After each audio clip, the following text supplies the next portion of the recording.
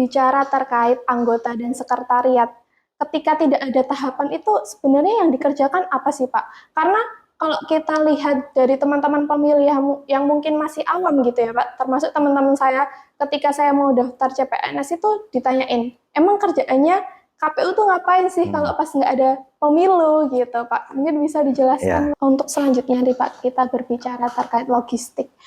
Apakah ada mekanisme perencanaan sendiri untuk mencapai kebutuhan yang ada di TPS itu sesuai gitu Pak, logistik ini gitu Pak. ya, ini bicara logistik pilkada Iya kemarin betul. ya.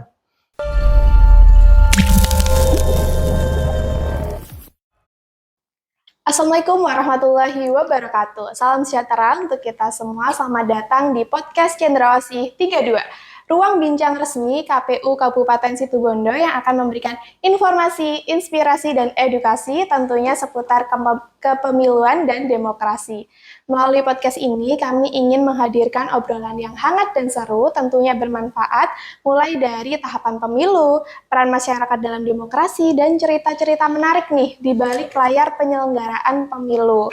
Bersama saya, Dona Armania Putri, kita akan mulai podcast kita kali ini dengan semangat baru, penuh harapan dan komitmen untuk menghadirkan pemilu yang lebih partisipatif, inklusif, dan berintegritas. Oke, langsung aja ya kita mulai obrolan seru kita kali ini dengan menghadirkan narasumber yang luar biasa, yakni Bapak Hadi Prayitno. Kepada narasumber saya persilahkan. Halo Pak, selamat datang. Halo, selamat Bagaimana datang. Pak Assalamualaikum. kabarnya? Sehat? Sehat selalu, Mbak. Oke. Alhamdulillah. Alhamdulillah. Sekedar info ya teman-teman bahwasanya Bapak Hadi ini merupakan salah satu anggota sekaligus Ketua KPU Kabupaten Situbondo dan bertanggung jawab terhadap Divisi Keuangan Umum dan Logistik. Begitu ya Bapak, betul? Betul. Biasa kita sebut kalau di KPU itu KUL. Nah gitu, salah satu kasubag yang ada atau divisi yang ada di KPU, seperti itu ya. Nah, kita akan ngobrol-ngobrol santai aja nih Pak. Ya. Kalau berbicara terkait anggota dan sekretariat, ketika tidak ada tahapan itu sebenarnya yang dikerjakan apa sih Pak? Karena kalau kita lihat dari teman-teman pemilih yang mungkin masih awam gitu ya Pak, termasuk teman-teman saya ketika saya mau daftar CPNS itu ditanyain, emang kerjaannya KPU tuh ngapain sih kalau pas nggak ada pemilu gitu Pak? Mungkin bisa dijelaskan Pak. Jadi memang sering lah ada pertanyaan begitu ya. Iya. Cuma KPU kalau tidak ada pemilu kerjanya apa gitu Iya. Jadi di luar tahapan kita kan ada waktu tahapan. Nah, di luar waktu tahapan itu kan non tahapan. Sebenarnya banyak hal yang menjadi kewajiban KPU juga untuk dilaksanakan. Selain koordinasi-koordinasi rutin di internal KPU maupun secara vertikal, karena kita KPU kan lembaga vertikal dari KPU RI, KPU Provinsi, KPU Kabupaten. Jadi yang pasti koordinasi rapat-rapat koordinasi baik daring maupun luring itu terus kita lakukan untuk baik sifatnya evaluatif atau sifatnya yang terkait dengan perencanaan-perencanaan ke depan. Nah, di luar itu kita juga karena ini baru selesai tahapan ya, baru kita laksanakan pilkada kemarin beberapa bulan yang lalu. Tentu yang penting untuk dilakukan adalah pengarsipan dokumen-dokumen pelaksanaan pilkada kemarin. Jadi dokumen-dokumen itu kan harus kita amankan, harus kita simpan. Nah, apa saja, nah itu yang harus kita kerjakan hari ini di luar tahapan. Sehingga nanti dokumen-dokumen itu tetap terjaga dengan baik. Kemudian kita juga ada kegiatan rutin ya, keinginan semua pihak bagaimana agar kualitas data pemilih itu betul-betul bisa kita capai. Dicapai itu tentu perlu ada pemutahiran. Nah, ini diatur di PKPU juga bahwa KPU melaksanakan pemutahiran data pemilih. Nah, biasanya kita kenal itu PDPB gitu kan. Jadi PDPB itu kepanjangannya pemutahiran data pemilih berkelanjutan. Nah, itu yang KPU laksanakan setiap triwulan di tingkat kabupaten. Jadi apa yang dilaksanakan? Ya namanya pemutahiran, ada data baru, terus kemudian data yang sudah keluar, semacam meninggal misalnya, atau pindah domisili keluar, atau pindah masuk, atau pemilih pemula. Nah, itu kita laksanakan pemutahiran setiap 3 bulan. Dan kita plenokan setelah melaksanakan pemutahiran di tingkat kabupaten, terus kemudian nanti kita sampaikan, kita laporkan ke provinsi, di provinsi juga dilakukan pemutahiran sebagaimana pemutahiran data pemilih ketika waktu tahapan. Dan itu dilaksanakan oleh sekretariat dan anggota, begitu ya Pak? Betul. Jadi kalau di tahapan itu kan pentarlih. Ada pentarlih tersendiri kan yang bisa mengcover seluruh ad hoc. Nah, di luar tahapan ya kita yang melaksanakan, KPU yang melaksanakan, baik pimpinan maupun seluruh jajaran sekretariat, dan semuanya kita libatkan. Untuk selanjutnya nih Pak, kita berbicara terkait logistik. Apakah ada mekanisme perencanaan sendiri untuk mencapai kebutuhan yang ada di TPS itu sesuai gitu Pak, logistik ini gitu Pak? Ya, ini bicara logistik pilkada. Iya, betul. Ya.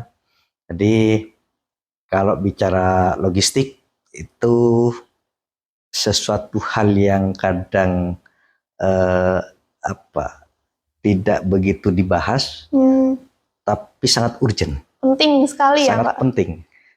Bayangkan kalau misalnya sudah tahapan dimulai sekian lama, pada hari pencoblosan surat suaranya nggak ada, atau kurang. Nah, ini kan menjadi hambatan yang luar biasa. Maka terkait dengan logistik, tahapan itu dilakukan dalam berapa tahap, mulai dari perencanaannya, baik itu perencanaan anggaran, terus kemudian perencanaan misalnya mengkalkulasi dan sebagainya, menghitung dan sebagainya, menyesuaikan. Terus kemudian setelah perencanaan itu masuk di tahap pengadaan. Jadi setelah pengadaan itu kan banyak kan, ini kan ada sekitar 13 item kalau logistik pilkada kemarin itu. Mulai dari tinta, surat suara, bilik, terus kemudian dan logistik lainnya. Banyak perintilan-perintilannya. Ada 13 item, ada 13 item ya. Sampai pada ID card KPPS itu kan juga harus kita siapkan. Makanya perlu perencanaan yang baik. Nah, setelah perencanaan itu kan pengadaan. Setelah pengadaan ini tidak selesai, tapi kita juga harus perencanakan bagaimana distribusinya. Baik distribusi dari percetakan ke gudang logistik KPU ya. Dan yang paling penting juga itu bagaimana bisa mendistribusikan logistik dari gudang KPU ini sampai ke TPS. Nah, kan ada 1000 lebih TPS, 1030 TPS kemarin itu di Kabupaten Situbondo untuk pilkada ya. Dan pengiriman atau distribusi logistik ini kan ya harus kita sesuaikan tepat waktu, kita laksanakan tepat waktu, karena salah satu prinsipnya itu kan ada prinsip tepat waktu, kan tepat jumlah kalau logistik gitu. Kalau untuk berbicara terkait penyedia logistik sendiri nih Pak, itu sebenarnya kita yang menentukan atau pihak provinsi atau KPU RI Pak untuk penyedia logistik ini? Semisal kita yang menentukan, apakah ada cara memilih penyedia yang mungkin bisa akurat untuk menyediakan logistik KPU gitu Pak?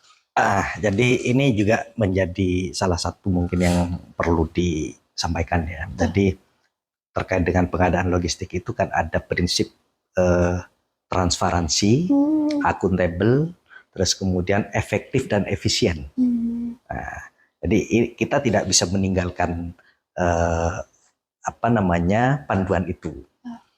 Nah, untuk perencanaan kemarin, alhamdulillah dengan waktu masa persiapan yang singkat dibandingkan dengan pemilu sebelumnya ya, kita hanya punya waktu berapa 70 sekian hari, 75 hari kalau nggak salah itu.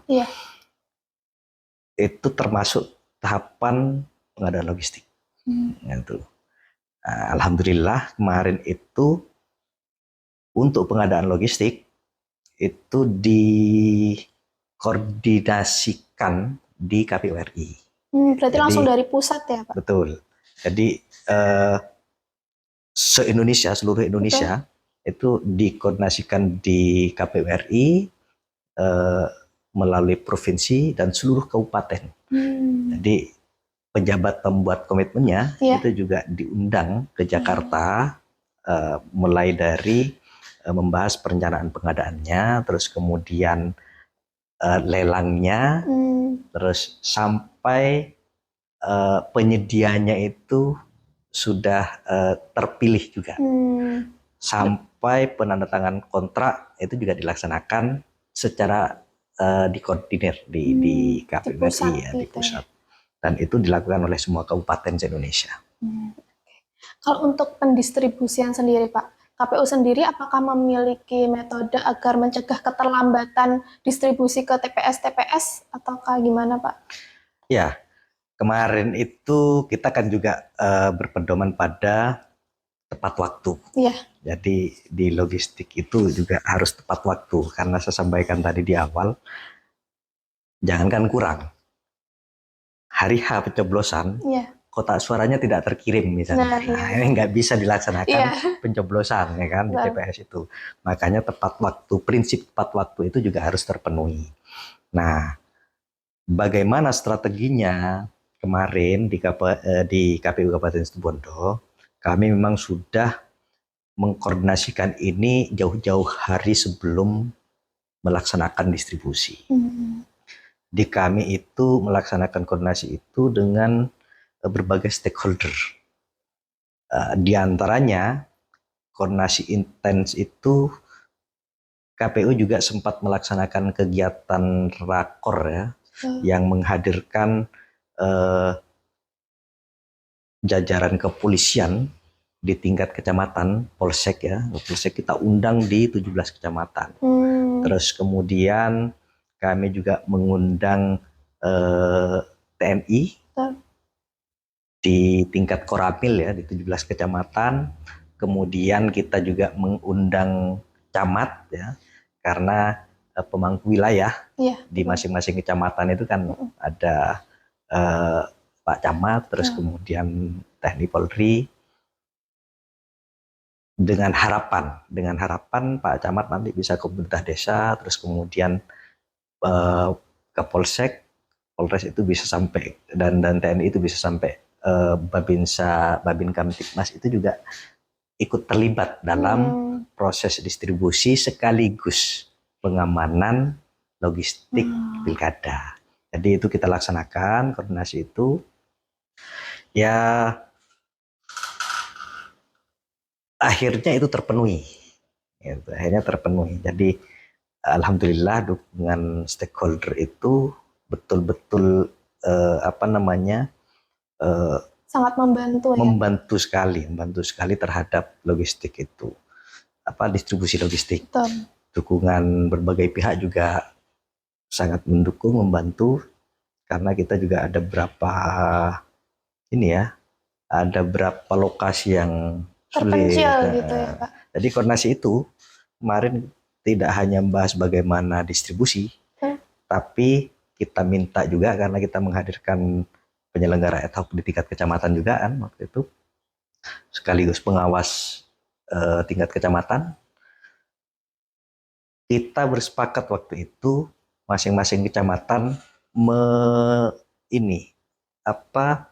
mempersiapkan rute pengirimannya nanti. Berarti disiapkan rutenya. Ya, jadi di situ kita diskusikan masing-masing kecamatan, nanti distribusinya itu dari kecamatan ya kan, penyimpanan logistik di kecamatan itu misalnya ada 8 desa. Iya. Ya kan? 8 desa nanti rutenya gimana? Itu kita minta PPK, penyelenggara ad hoc, dan seluruh stakeholder di tingkat kecamatan itu merencanakan. Tuh. Nah, baru nanti kita diskusikan dan evaluasi bersama.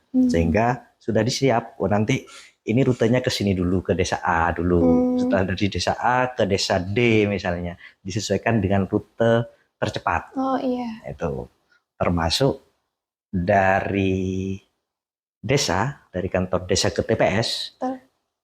Penyelenggara ad hoc tingkat desa, PPS itu juga sama. Jadi merencanakan rute distribusinya itu seperti apa.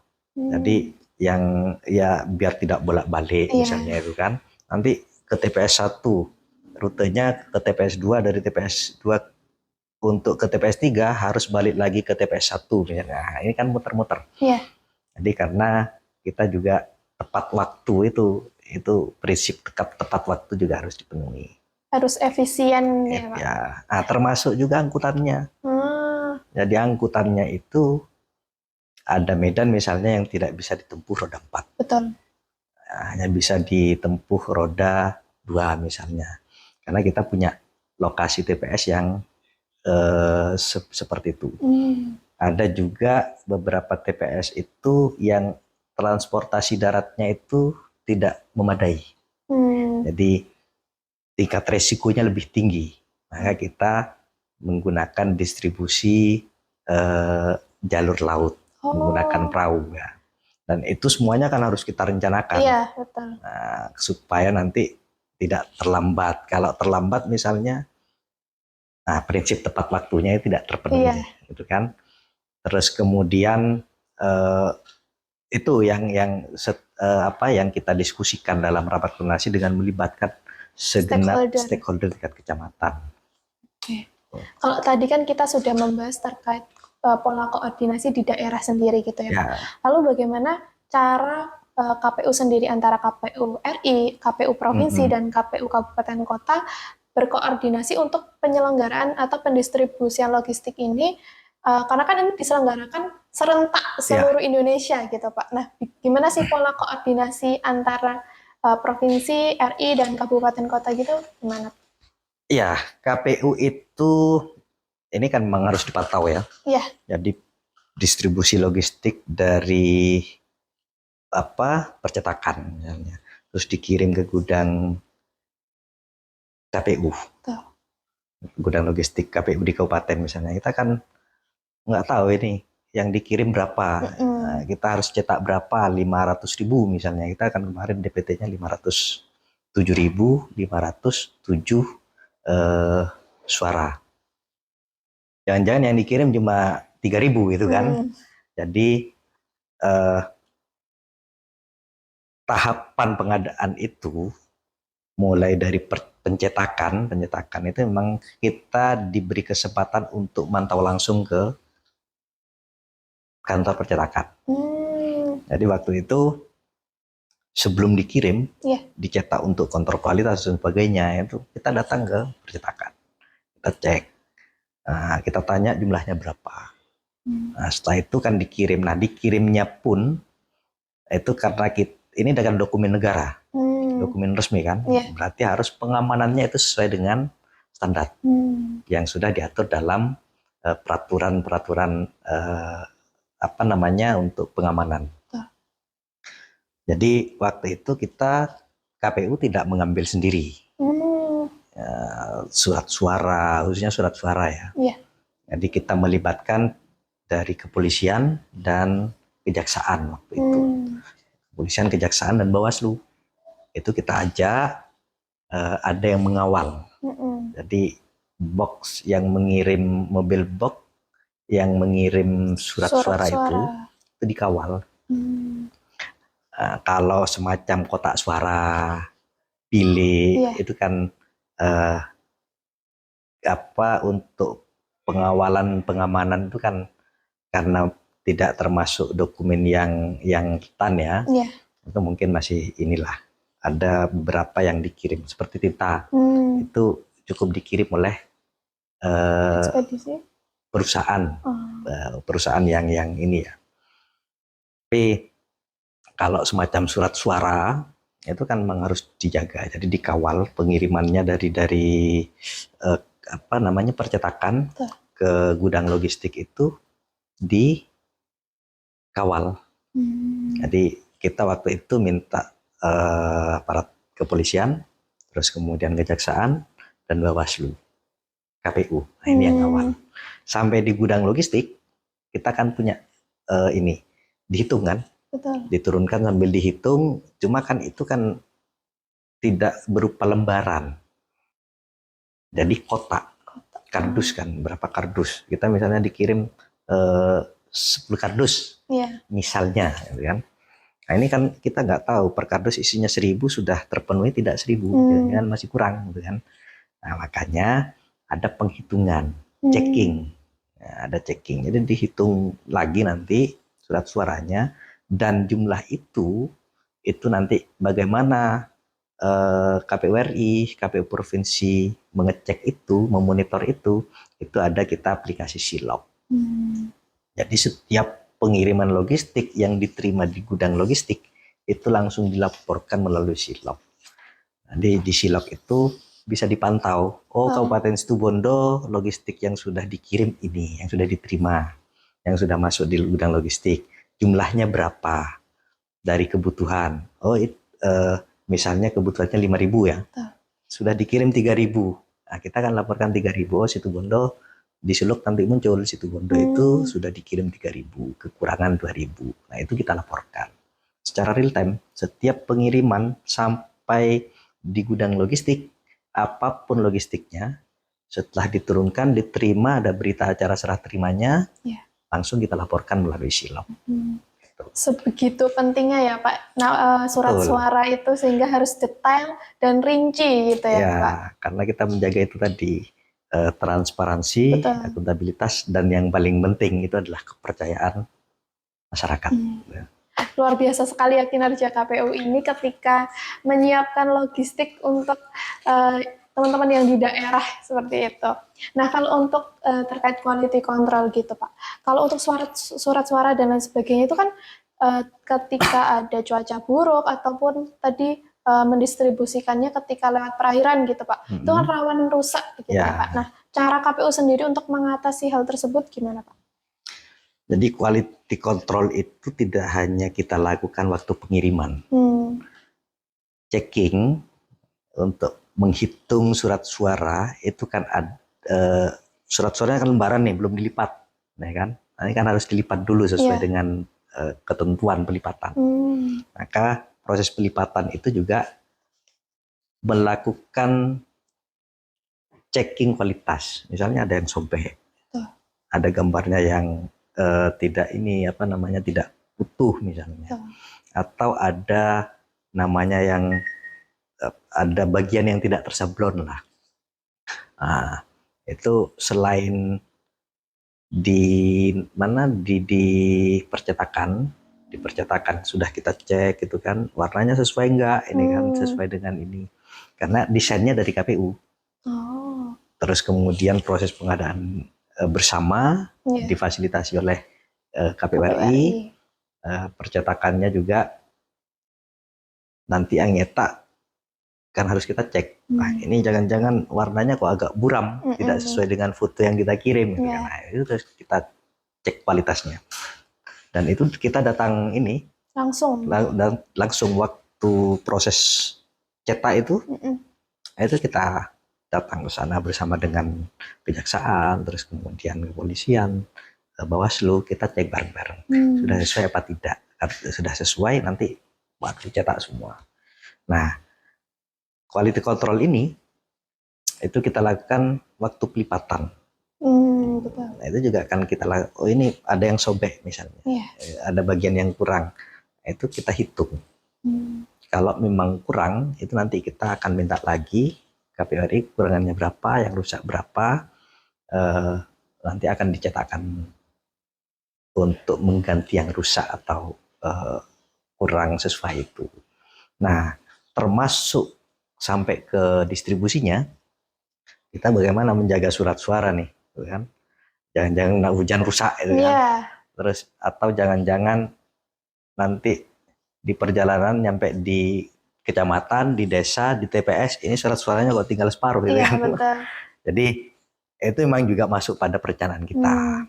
Nah, misalnya kardus itu kan rawan kena air. Betul. Jadi waktu itu kita bungkus plastik. Jadi setelah beberapa item itu masuk di kotak suara, terus kemudian beberapa itemnya lagi di plastik luar kota, terus kemudian semuanya kita bungkus plastik lagi. Itu tidak hanya yang ini, tidak hanya yang lewat perairan angkutan gitu. Perairan, tapi yang di darat. Karena waktu itu perhitungan kita musim rawan hujan. Akhir-akhir tahun kan biasanya kan rawan hujan kan. Nah, itu kita juga antisipasi dengan membungkus plastik semua kota itu, sehingga nanti kalau misalnya pas distribusi, meskipun kita sudah minta kalau yang dari kabupaten kecamatan alat angkutnya truk ya, itu sudah dikasih penutup. Jadi kalaupun hujan aman, tapi antisipasi, untuk langkah antisipasi tetap kita bungkus plastik. Itu terus termasuk pengamanan juga, distribusi ke kecamatan, ke desa, ke TPS itu tidak semata-mata kita laksanakan sendiri, tapi kami bersama-sama dengan stakeholder. Nah, dari kabupaten ke kecamatan itu kemarin kita pakai berapa armada ya? Karena saya minta minimal satu kecamatan satu armada. Itu kemarin. Jadi ada yang 2 armada. Karena logistiknya banyak, jumlah desanya banyak, gitu kan. Ada yang 2 armada. Nah, dari armada itu juga dikawal. Jadi tidak berangkat sendiri, dikawal aparat kepolisian, terus kemudian ada dari KPU, ada dari Bawaslu juga yang mengawasi sampai di kecamatan, di penyimpanan kecamatan. Kecamatan juga ke desa, dari desa ke TPS itu kita melibatkan penyelenggara ad hoc juga di tingkat desa, termasuk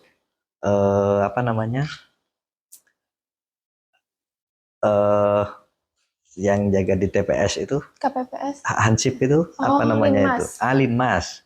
Nah, termasuk Linmas itu kita libatkan dalam proses, tidak hanya jaga di TPS, tapi kita minta KPPS bersama dengan Linmas, Babinsa, Babin Kamtipmas itu mengawal distribusi dari desa sampai ke TPS dan menjaga kotak setelah sampai di TPS, lokasi itu dijaga bersama. Jadi ya begadang lah, kawan-kawan di tingkat desa, itu penyelenggara ad hoc-nya, terus kemudian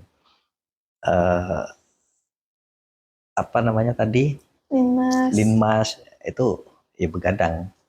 Jangan sampai hilang kan, gitu kan. Tanggung jawabnya jangan kan separuh, satu saja hilang misalnya, ini bisa kacau ya kan gitu. Alhamdulillah situ Bondo dalam proses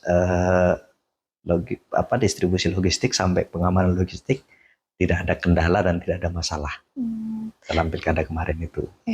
Kalau tadi kan sudah diceritakan ya bagaimana mulai dari perencanaan, pendistribusian dan lain sebagainya. Kalau tantangan sendiri Pak kemarin ketika menyiapkan logistik untuk pilkada sendiri yang dirasakan Bapak sendiri gimana Pak? Ya tantangannya cukup lumayan sih. Pertama, komisioner KPU Situbondo ini 5-5-nya baru. Dari pengalaman untuk distribusi itu kan kita betul-betul belajar lah.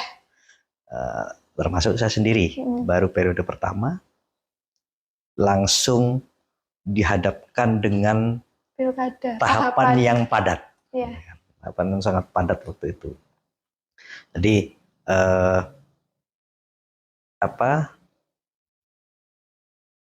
tantangan dan hambatan itu ya memang kita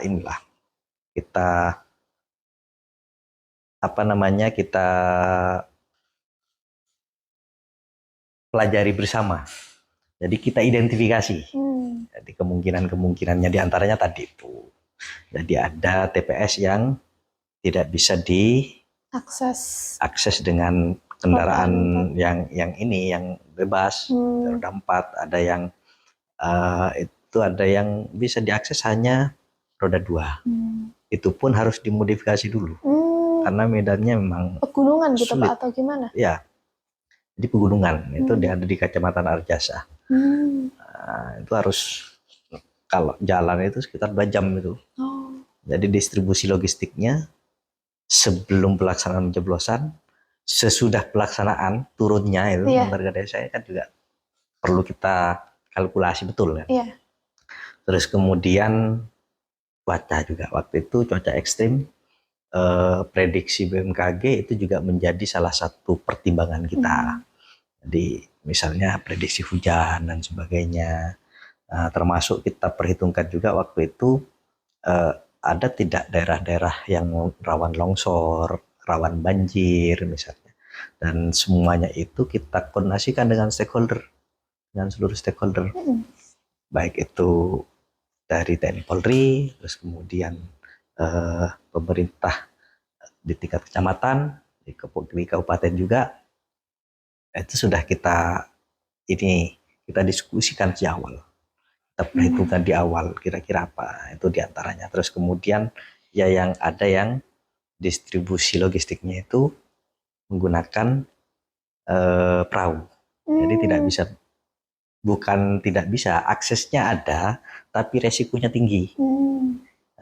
Itu di salah satu berapa TPS, 2 apa berapa TPS itu di Merak, masuk Kecamatan Banyu Putih. Nah, itu harus perahu itu angkutnya. Nah, tantangan-tantangan itu ya pasti ada lah. Yang pasti ini kan pilkada serentak pertama, kan? Jadi ada tantangannya, tidak hanya pada logistik. Kalau tantangannya mulai dari penetapan DPT, TPS, khususnya Loksus itu kan. Terus kemudian di tahapan hampir semua kadif divisi itu ya mengalami tantangan lah. Tapi alhamdulillah bisa terlewati dengan baik ya Pak? Alhamdulillah terlewati dengan baik, terlaksana dengan lancar, dan sesuai dengan tahapan. Beri aplaus dulu ya untuk anggota KPU Kabupaten Situbondo dan teman-teman sekretariat, begitu juga dengan Badan Ad Hoc KPU Kabupaten Situbondo.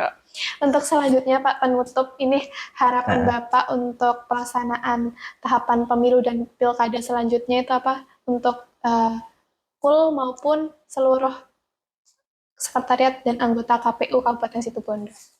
Ya kita nggak tahu ya apa kita sampai pada pelaksanaan pemilu mendatang. Yang pasti pasca pelaksanaan pilkada kemarin, kita akan juga melaksanakan evaluasi pelaksanaannya, baik di logistik misalnya. Ada beberapa evaluasi yang kemarin menyampaikan itu, ini pengamanan di lokasi ya kan, di TPS kan harus bermalam, begadang dan sebagainya misalnya. Terus kemudian medan-medan yang kemarin itu ya mudah-mudahan itu tetap bisa kita lewati, atau mungkin bisa lebih awal lah. Kalau kemarin kami masuk kan di KPU itu sudah menghadapi tahapan yang rumit, yang padat ya. Rumit dalam artian sudah padat. Jadi tidak ada kesempatan belajar. Harus sudah kerja itu kan. Nah, ke depan dengan adanya evaluasi pengalaman yang sudah jalan ini, mudah-mudahan bisa lebih baik. Tentu evaluasi ini kan juga masukan dari banyak pihak itu, dan itu akan tetap kami lakukan, tidak hanya kemarin ya, tapi ke depan nanti kita juga akan sering berdiskusi dengan banyak pihak bagaimana nanti pelaksanaan berikutnya itu bisa terlaksana sesuai dengan regulasi, aturan main, tapi juga bisa mengakomodir sesuai dengan kondisi lokalitas. Jadi ada kearifan lokalnya bisa kita selesaikan juga lah. Dan yang pasti ini tidak lepas dari peran seluruh stakeholder, khususnya kawan-kawan di sekretariat KPU. Nah ini alhamdulillah kawan-kawan, teman-teman di sekretariat KPU kemarin, baik pimpinan maupun